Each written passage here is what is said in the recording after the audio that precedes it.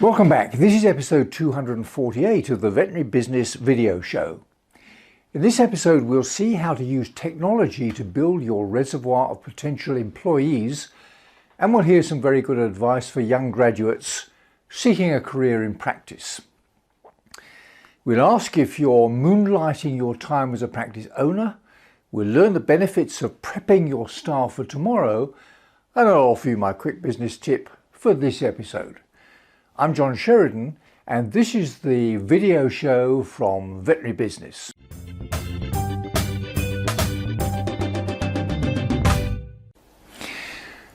One of the biggest issues for practice owners continues to be the challenge of finding competent vets and nurses to build the practice team. Selecting the right candidates from a very small pool can take months, especially if you're not simply searching for any confident candidate, but one with a positive can-do attitude. These are the clinicians that Joel Parker describes as A players. And the problem is that the A players who would be perfect for your practice are probably already working for someone else. So recruiting is no longer a process which you need to start thinking about when the need arises, but a continuing strategy to build your own practice reservoir of potential applicants you can immediately contact when the need arises. Here's a clip from the Harvard Business Review, which describes a system using technology to contact and assess potential candidates. It was developed for Goldman Sachs, but the idea is a very simple one, and just as some practices use technology to consult with clients online, similar tools could readily be adapted to communicate with the future members of your practice team. Hi, and welcome to an introduction to video interviewing with Goldman Sachs. Each year, Goldman Sachs recruits thousands of students off college campuses. A few years ago, they decided that they needed to broaden their applicant pool, make their process for recruitment more scientific and more user-friendly. To do that, they introduced technology, something called asynchronous video interviewing, in which they send invitations to students to do the interview online through a webcam or through their mobile phone, and then they assess it separately and decide who they want to interview in person for the second round. That being said, your submissions won't be reviewed by robots or anything like that. Only Goldman Sachs recruiters and colleagues review your interview. I'm about to take the Goldman Sachs interview to share the experience with you. But don't drive yourself crazy. Treat it like a conversation, not a formal presentation or audition. So I've been giving instructions. In this section, there are 4 questions. You will only be given 1 attempt to record your response. That's in bold. Provide an example that best illustrates your desire to excel in or outside of school. So I have 43 seconds to write down my thoughts. I'm trying to think of like extracurricular activities. I've got 2 seconds now, and in a second it's about to start recording. So now it's giving me a countdown, 2, 1, we're live. Okay, so now I have a clock here that gives me 2 minutes to give my answer. So I'll give my answer, which is that as a golfer, I became intrigued by the British national cycling team's philosophy of marginal gains by continuous improvement, meaning they, instead of trying to get 20% better as a team, they said, let's get 1% better at everything that we do, from how we put our socks on to how, the accuracy with which we weigh out our food, etc. So now I've still got 40 seconds. I could keep going, but I'm finished with my answer, so I'm going to press done answering. It's a little bit startling that I can't go back. Some thoughts are popping into my mind about how I would have answered that last question. So now I have a button that says next question. As far as I can see, at this page I can hang out for as long as I want. I could go get some water, I could do my hair, I could vomit with nerves into the trash can next to me. Pretty much whatever I wanted to do at this point I can do. You've just presented the results of an industry trend. Tell me about a time when you were faced with competing assignments at school or at work. My video answers will be assessed by recruiters and professionals who will rate my answers against a list of competencies that Goldman Sachs feels are essential for success at the firm. And what's interesting about this technology is it allows for learning on the part of Goldman Sachs. So it has this repository of video interviews, a repository of the ratings that have been given to these interviews, and then they can see over time what correlates to success. And remember, it's just one point in our process. We always bring people into our offices to meet us in person before making any final hiring decisions. I like that I could take it on my own time. I like that I could pause as long as I needed in between questions. And to be honest, I like that I had a bounded amount of time. I feel like we can all end up prattling on, especially when we're nervous. And the fact that I knew that I had to be concise really focused my attention onto forming 1 or 2 points. It was a little bit strange seeing myself on camera, but I had an option to turn off my camera so that I could just be talking into a screen. But all in all, it was no more uncomfortable than it would be putting on a stiff coat and tie and going to have an interview in person. Now let's see who's on the video show Soapbox. The vet on the Soapbox today is Dave Nichol, with some advice for young graduates seeking a frontline clinical career in veterinary practice. Hey, Dr. Dave Nichol here. In this episode of Freewheeling, I want to really concisely try and show you what is going on with your career. Now, there are 4 stages of getting to be an amazing vet. The vet you always dreamt of being. Let's run through them really quickly, okay? There's stage 1, and that's the optimist. There's stage 2, and that's called being in the trough of sorrow, or the depressionist. There's stage 3, which is the grafter. And then there's stage 4, which is just the champ, the winner, the person who can do veterinary medicine well. Now here's how this works, and this is so important that you get your head around this, because I think this explains why a lot of people are just falling out, not falling out of love with veterinary medicine, but falling out of the profession full stop. Here's how this looks on a graph. Okay, we've got a Y and an X-axis. Now, on our Y-axis, we've got happy.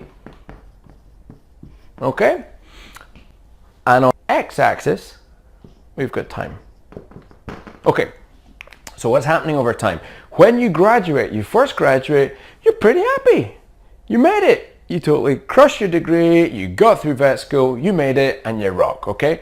So what happens is you're pretty happy, but then you get in practice, and then pretty quickly you're like, uh-oh, Houston, we have a problem. And suddenly you don't feel so happy anymore because you start feeling dumb. You start actually working out how little university has prepared you for, how few of the skills you actually have beyond being able to pass exams and cram your head full of book knowledge, okay?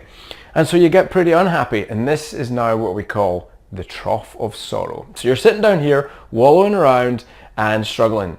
And if you stick it out long enough, you'll start to pull back up, okay? And now we're into grafter territory, and then eventually you'll get really good at this. So it breaks down. We've got stage 1 vets there. We've got stage 2 vets there. We've got stage 3 vets here. And we've got stage 4 vets in this category. Now each category, something different's happening in your psychology, and you have to learn how to do some stuff. But let's focus where a lot of people are on stage 2. Because by getting over the start line, you're in stage 1. You don't need my help to fall off the happy curve, right? Most of us will go through that process, okay? But where we need help is in this stage here, the trough of sorrow, stage 2. So what is going to get you out of the trough of sorrow? Well, it's 4 things. First up, the job you choose is an epic determinant of what happens next, okay? So you choose a good job.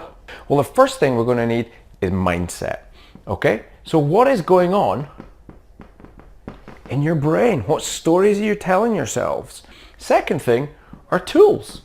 Okay, what tools can you work with in your job and also with your brain to help you climb out of the trough? And then the last thing is support, so mentors. Okay, who are the mentors that you need to climb up on that are going to reach down and pass you their hand and pull you out of the quicksand and put you on their back and help piggyback you to the start of the next phase where things get a lot better. Now for a tip from the top in the business world of veterinary practice. Here's some advice for those of you who have invested in practice ownership are grappling with an endless list of management responsibilities and trying to build your chosen career as a vet all at the same time. In this clip, Joel Parker, Principal of Veterinary Practice Solutions, asks, are you moonlighting your owner time to cope with the challenge? This week we're talking about an interesting topic I find, and that is, when do you wear your owner's hat? As you know, we're real big at VPS on your 3 hats as a DVM practice owner. You got your DVM hat, you got your owner's hat, and then you got your manager's hat. When are you going to find time for the other 2 hats? So the question here is, are you moonlighting your owner time? You know, are you moonlighting your owner's hat? And this would be similar to working all day long at your veterinary practice and then go working at the 7-Eleven at night. You can get the idea that you'd be pretty tired at the end of it, and the next day if you're up all late working at the 7-Eleven or working on your owner's hat, you're moonlighting at night, then the next day you might not be quite as sharp as you normally would. So here's the issue, guys. You've got 3 hats as owners. You've got to carve off some time to wear this hat, preferably during the week. My owner's time was Thursday morning. Sometimes I'd go and do a little bit of surgery while the numbers, the statistics were being prepared for me, some things like that, but we basically had 4 hours every Thursday morning blocked off. One of the issues I ran into, though, was that if clients saw me, or that if staff weren't aware of it, that I wasn't wearing a white coat with a stethoscope, then I would be bombarded with DVM questions. So I'm going to give you some advice or some solutions on how to handle that. You know what I'm talking about. You walk into that practice, you got the best intentions to work on policy, your goals, your strat plan, whatever you're working on, and you get bombarded with DVM questions and you never get your owner hat done. So here's how you get out of this moonlighting your owner hat and on your owner time. First of all, decide when you've got 4 hours a week that you can carve off. Again, mine was Thursday morning. Okay, so that's a midweek time. I would not do it Mondays. I would not do it Saturdays. Mondays oftentimes, as you know, in practices are swamping busy. So you've got to wear your DVM hat. But if you get things set up properly and you get the practice running on systems like a standing ovation practice, then 4 hours a week will do it. Okay. Secondly, here, go and block off the time in your calendar, in your Cornerstone or Avomart. Just go and block it off. You are not available for 4 hours a week, and extend that meeting out the next 52 weeks ahead of you. Book the next year off. Okay. It's a good thing to do just before you start the new year. So do this between that week between Christmas and New Year's, or any time is fine as well. Thirdly here, the question is whether you're going to have this meeting and work on this in or out of the practice. The problem, as mentioned, if you go into the practice, you're going to get bombarded with your DVM hat questions, and you will inevitably backburner this extremely important time. My advice is, if that's going on, then create a home office. There's a tax advantage to that. Meet in your home office, have your managers come to your home office, or even go meet at a Starbucks or a local diner, something like that. You can find a far corner and have a good meeting. Okay, guys, so here's your steps for this week. Stop moonlighting your owner time, your owner's hat. Decide on when your 4 hours a week is going to be. Get it blocked off for the next 52 weeks. And then finally decide on whether you're going to do it in or out of the practice. My preference, honestly, is out of the practice. Now for my quick business tip for this episode. Phyllis Webster has a certificate in veterinary practice management and an associate degree in business. She's practice manager of the Tri-City Animal and Bird Clinic in Missouri, and in this clip, Phyllis discusses the benefits of preparing the practice staff for the next working day. One of the problems we discovered with our practice, with being paper light and being short-staffed and busy, we were finding that some of our patients were missing some of the services or vaccines or preventatives when they came in for their annual visits. And so what we did to combat that problem is that we are having our front desk team members prep the appointments for the next day. They go through the medical charts, they put together any paperwork, treatment forms, consent forms, cage cards, ID bands, whatever they need for the appointment for tomorrow, and they also glean through the chart any services or vaccines or preventatives that we deem necessary for optimal care. And what we found out was maybe 6 months ago, the doctor had recommended that the pet come back in for urinalysis because there was elevation on the kidney enzymes from the blood work. And the client failed to come in, or we failed to remind the client to come back in. And so when the receptionist finds this information in the chart, they will use that information to tailor their conversation when they call the client to remind them of their appointment for tomorrow. They'll tell them that we're going to want to check a urinalysis on Fluffy when he's in tomorrow. Dr. Jones had recommended that 6 months ago, and it's time we get that done. And so we also will have that conversation with them the next day when they come in for their appointment to remind them of what was recommended 6 months ago and wasn't completed. What we found is with the receptionist doing the prep work ahead of time, we didn't miss those services and vaccines that never got completed. Also, we knew ahead of time if we asked the client if they needed any heartworm preventative and they said no, they'd got some, we would know that they haven't purchased any for 2 years, and so they do need to get some today. So this created a win-win situation for the clinic. The clinic was providing the level of care that the pet needed, and the client, we were reminding the client of those things that they had forgotten to complete. So what's my quick business tip? Well, it's this. One of the habits that I've developed over the years is to plan and prepare for all the jobs I need to do tomorrow before I pack up work today. I've never consciously gone through the same routine with my colleagues when I was working as a practice owner or business consultant, but I can certainly see the benefits, particularly when, as Phyllis suggests, they can be measured in terms of improved service and better business. Well, that's about it for now. I'm John Sheridan, and this has been another video show from Veterinary Business. See you next time.